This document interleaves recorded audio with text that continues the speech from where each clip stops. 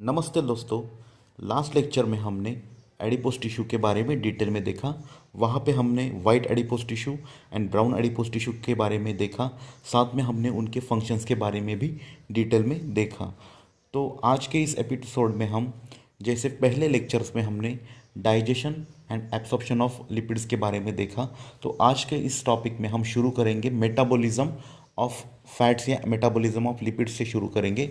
जो कि हमें पता है कि सबसे ज़्यादा एब्सॉर्प्शन होता है लिपिड्स का स्मॉल इंटेस्टाइन में। लगभग 90% तक एब्सॉर्प्शन स्मॉल इंटेस्टाइन में लिपिड्स का होता है। तो एब्सॉर्प्शन होने के बाद क्या क्या मेटाबॉलिज्म या क्या क्या प्रोसेसेस हैपन होती है, लीवर में होती है, अदर टिश्यू में होती है, उसके बाद किडनीज में क्या होता है, लंग्स में क्या, ये सारी चीज़ों के बारे में अब हम आज के इस लेक्चर में देखेंगे। तो इस मेटाबॉलिज्म प्रोसेस को अब हम डायग्राम में समझेंगे। लिपिड का सबसे ज़्यादा एब्सॉर्प्शन जो होता है वो स्मॉल इंटेस्टाइन में होता है। अब स्मॉल इंटेस्टाइन में absorption of lipid from small intestine, यहाँ डायग्राम में हम देख सकते हैं। यहाँ पे ये यहाँ पे दिखाया है absorption of lipids from small intestines के लिपिड का एब्सॉर्प्शन होता है। उसके बाद वो लिपिड चला जाता है सिस्टमिक सर्कुलेशन, यहाँ यानी ब्लड सर्कुलेशन में चला जाता है एज ए ट्राइग्लिसराइड के फॉर्म में ब्लड सर्कुलेशन में चला गया। दूसरा, हम अब एक एक ऑर्गन में कैसे कैसे होता है उसके बारे में देखेंगे। ये एब्सॉर्प्ट होके अगर लीवर में आ गया तो क्या होगा, लीवर में आने के बाद ट्राइग्लिसराइड का कन्वर्जन होता है। उसको मतलब ट्राइग्लिसराइड को ब्रेक डाउन किया जाता है फैटी एसिड में और ग्लिसरॉल में। तो फैटी एसिड का आगे एसिटिल कोएंजाइम ए और केटोन बॉडीज़ में कन्वर्जन होता है। वहाँ पे एसिटिल कोएंजाइम ए और केटोन बॉडीज़ का रोल होता है क्रेब्स साइकिल में, और क्रेब्स साइकिल में उनके एंड प्रोडक्ट होते हैं CO2, H2O एंड ATP। मतलब यहाँ पे एनर्जी भी प्रोड्यूस होती है, CO2 भी प्रोड्यूस होता है और वाटर भी प्रोड्यूस होता है। नेक्स्ट हम देखेंगे अब ट्राइग्लिसराइड या फैट डेपोट में या जो सेल है एडिपोसाइट, वहाँ पे जाके क्या करेंगे, ट्राइग्लिसराइड एज ए ग्लिसरॉल के फॉर्म में सेव हो जाते हैं फैट डेपोट में। मतलब ग्लूकोज का कन्वर्जन यहाँ पे हम देख सकते हैं ग्लिसरॉल में किया जाता है। नेक्स्ट हम देखेंगे टिश्यूज़ में क्या होगा। ट्राइग्लिसराइड्स की टिश्यू में एंट्री हो गई तो वहाँ पे भी केटोन बॉडी में कन्वर्जन होगा। केटोन बॉडी में कन्वर्जन होने के बाद उसको O2 में बाद में कन्वर्ट किया जाता है। ये O2 फिर क्रेब्स साइकिल में एंट्री लेता है और क्रेब्स साइकिल से फिर CO2, H2O और ATP तैयार होते हैं। और यहाँ पे जो CO2 प्रोड्यूस हो रहा है उसे फिर से ब्लड में भेज दिया जाता है और ये CO2 फिर बाद में लंग्स में जाके वो एक्सक्रीट किया जाता है बाहर। ठीक है, तो इस तरह से किडनी में क्या होगा, किडनी में ये जो केटोन बॉडीज़ यहाँ पे प्रोड्यूस हुई है लीवर में, वो ब्लड में आ जाती है और वो केटोन बॉडीज़ फिर किडनी में चले जाते हैं और किडनी से उन्हें एक्सक्रीट किया जाता है एक्सचेंज फॉर्म में। मतलब केटोन बॉडीज़ को केटोन बॉडीज़ ही फॉर्म में उन्हें बॉडी के बाहर भेज दिया जाता है। तो इस तरह से हमने देखा कि किस तरह से लिपिड का मेटाबॉलिज्म होता है। पहले तो लीवर में हमने देखा, लीवर में ट्राइग्लिसराइड को ब्रेक डाउन किया जाता है फैटी एसिड ग्लिसरॉल में, बाद में क्रेब्स साइकिल में वो एंट्री लेते हैं, CO2, H2O और ATP तैयार होता है। फैट डेपोट में ग्लूकोज का कन्वर्जन हो जाता है ग्लिसरॉल में और ट्राइग्लिसराइड वो साथ में मिलके स्टोरेज करते हैं फैट का। बॉडी के अदर टिश्यू में हमने देखा कि ट्राइग्लिसराइड का कन्वर्जन और केटोन बॉडीज़ मिलके क्रेब्स साइकिल में फिर से वो एंट्री लेते हैं और क्रेब्स साइकिल में जाके वहाँ पे CO2, H2O, ATP प्रोड्यूस करते हैं। मतलब जो एंड प्रोडक्ट होते हैं क्रेब्स साइकिल के वो प्रोड्यूस करते हैं। वहाँ पे CO2 फिर से लंग्स में आ जाता है और लंग्स से उसे एक्सक्रीट किया जाता है। तो इस तरह से हमने मेटाबॉलिज्म देखा। हम लिपिड प्रोफाइल के बारे में चर्चा करेंगे। लिपिड प्रोफाइल शुरू करने से पहले हमें पता है लिपोप्रोटीन में हमने वेरियस टाइप्स ऑफ लिपोप्रोटीन्स देखे थे। उसमें हमने देखा था HDL, LDL, VLDL, IDL, ये सब के बारे में हमने चर्चा की है। तो लिपिड प्रोफाइल क्या होता है उसके बारे में अब हम देखेंगे। जनरली ये एक तरह की ब्लड टेस्ट होती है जिनकी मदद से हम ये डिसाइड कर सकते हैं कि वह व्यक्ति कोरोनरी हार्ट डिसीज़ या कोरोनरी आर्टरी डिसीज़ जो है वो व्यक्ति को होगी या नहीं होगी। मतलब अगर लिपिड प्रोफाइल अच्छा है किसी व्यक्ति का, मतलब वैल्यूज़ जो है LDL की या VLDL की वो कम है, तो हम कह सकते हैं कि व्यक्ति को कोरोनरी आर्टरी डिसीज़ होने की संभावना बहुत कम है। और किसी व्यक्ति को मतलब अगर बहुत ज़्यादा कोलेस्ट्रॉल है उसके शरीर में तो हम उसका एथेरोस्क्लेरोसिस होगा या फिर इसको हार्ट अटैक आएगा नहीं, ये प्री डिसाइड मतलब या पहले ही हम उसको बोल सकते हैं, या वो व्यक्ति को या बीमारियाँ होगी नहीं होगी उसके बारे में हम डिटेल चर्चा कर सकते हैं। कब? जब हमें उस व्यक्ति का लिपिड प्रोफाइल पता होगा। तो एक एक करके हम लिपिड प्रोफाइल के पॉइंट अब देखेंगे। Lipid profile is a group of blood test which are carried out to determine the risk of coronary artery disease. मतलब ये लिपिड प्रोफाइल एक तरह के ब्लड टेस्ट होते हैं। वो किस लिए किए जाता है? तो to determine the coronary artery disease. तो उस व्यक्ति में कोरोनरी आर्टरी डिसीज़ होने की संभावनाएं क्या क्या बनती है, या कितनी संभावनाएं हैं उस व्यक्ति में कोरोनरी आर्टरी डिसीज़ बनने की, उसको डिटरमाइन करने के लिए या उसको प्रूव करने के लिए या उसको जानने के लिए हमें लिपिड प्रोफाइल की ज़रूरत पड़ती है। Result of lipid profile are considered as good indicator of whether someone is prone to develop stroke or heart attack caused by atherosclerosis। मतलब किसी व्यक्ति में लिपिड प्रोफाइल का रिजल्ट क्या शो करेगा कि अगर किसी व्यक्ति में कोलेस्ट्रॉल की मात्रा ज़्यादा है तो उस व्यक्ति के जो आर्टरीज है उनमें कोलेस्ट्रॉल का डिपोजिशन होगा। कोलेस्ट्रॉल का डिपोजिशन होने के बाद वहाँ पे उसे एथेरोस्क्लेरोसिस या कोरोनरी आर्टरी डिसीज़ होने की संभावनाएं बहुत ज़्यादा हो जाती है। मतलब वो व्यक्ति ये डिसीज़ को प्रोन हो जाता है।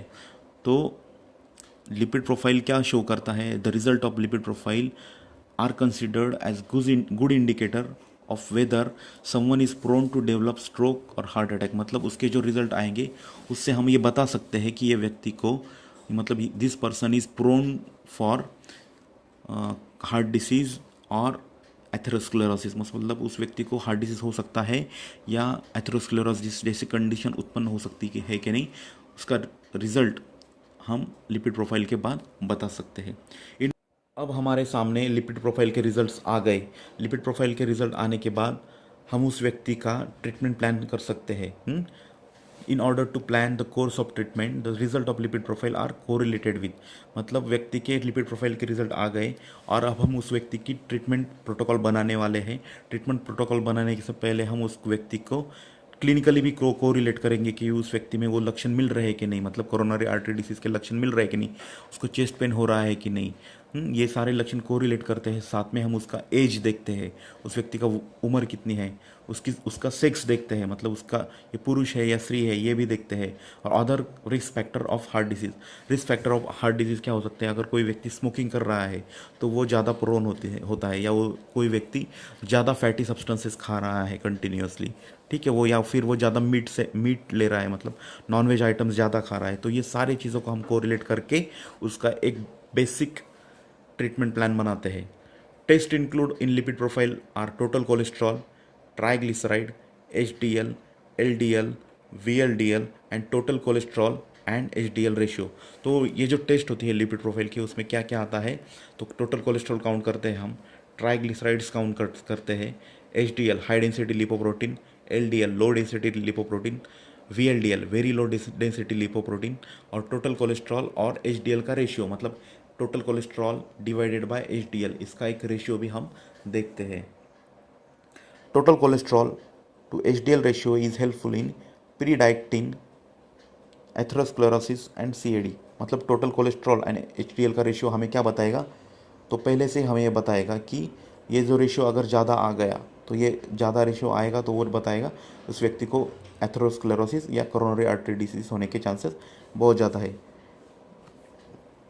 High total cholesterol and low HDL increases the ratio, the increase in ratio is undesirable. ठीक है, मतलब कोलेस्ट्रॉल की लेवल ज़्यादा है और HDL की लेवल कम है तो इनका जो रेशियो बनेगा ये हाई रेशियो बनेगा, और ये increase the ratio is undesirable. मतलब अनडिज़ायरेबल मतलब वो अच्छा नहीं होता है, मतलब वो व्यक्ति प्रोन होता है एथेरोस्क्लेरोसिस के लिए और कैड के लिए, मतलब कोरोनरी आर्टरी डिसीज के लिए। और उसके विपरीत हम अगर देखेंगे कॉन्वर्सली, हाई HDL मतलब HDL का प्रमाण ज़्यादा है एंड लो कोलेस्ट्रॉल का प्रमाण कम है, उस वजह से जो रेशियो आएगा वो कम आएगा, और ये रेशियो कम आएगा वो हमारे शरीर के लिए या किसी भी व्यक्ति के लिए अच्छा होता है। मतलब high HDL and low cholesterol ये जो रेशियो आएगा वो किसी भी व्यक्ति के लिए अच्छा होता है। तो ये जो हमने सारी चर्चा की, HDL, LDL, VLDL, cholesterol and HDL ratio, और क्या देखा हमने, ट्राइग्लिसराइड, इसको एक हम टेबल में समझेंगे, उसकी वैल्यूज़ नॉर्मली क्या रहती है।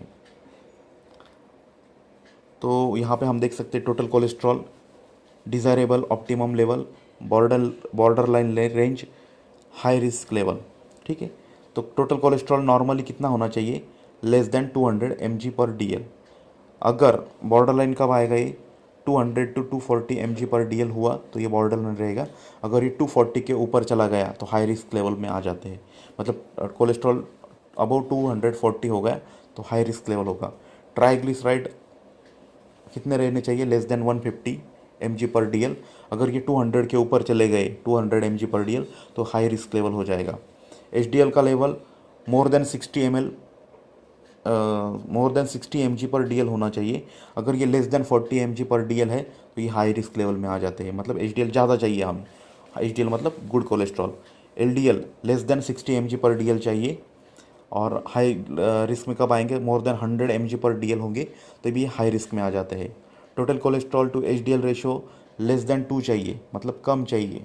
ठीक है, अगर ये मोर देन 6 हो जाएगा रेशियो तो यहाँ पे वो हाई रिस्क लेवल में आ जाता है। तो यहाँ पे 2-3 चीज़ें हमें ध्यान में रखनी है। Total cholesterol to HDL ratio हमेशा 2 से नीचे के होने चाहिए, मतलब बिलो 2 होना चाहिए।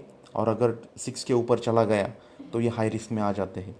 और गुड कोलेस्ट्रॉल की लेवल हमेशा ज़्यादा होनी चाहिए 60 mg/dl के हिसाब से, और उसके अगर 40 mg/dl तक कम हो गया HDL तो वो उस वजह से बॉडी में कोलेस्ट्रॉल और ये आदि चीज़ें बढ़ना शुरू हो जाता है। तो यहाँ पे हमने टेबल पे समझा, इसे आप देखो, समझो और थोड़ा सीखो इससे, और उसका नोट्स बनाओ। ठीक है, तो यहाँ पे हम रुकेंगे। तो इस तरह से हमने लिपिड यह टॉपिक कंप्लीट किया है आज के इस लेक्चर में। आई थिंक डाइजेस्टिव सिस्टम यह टॉपिक भी हमने यहाँ पे कंप्लीट किया है। तो नेक्स्ट इसमें हम नेक्स्ट टॉपिक के बारे में चर्चा करेंगे। Thank you.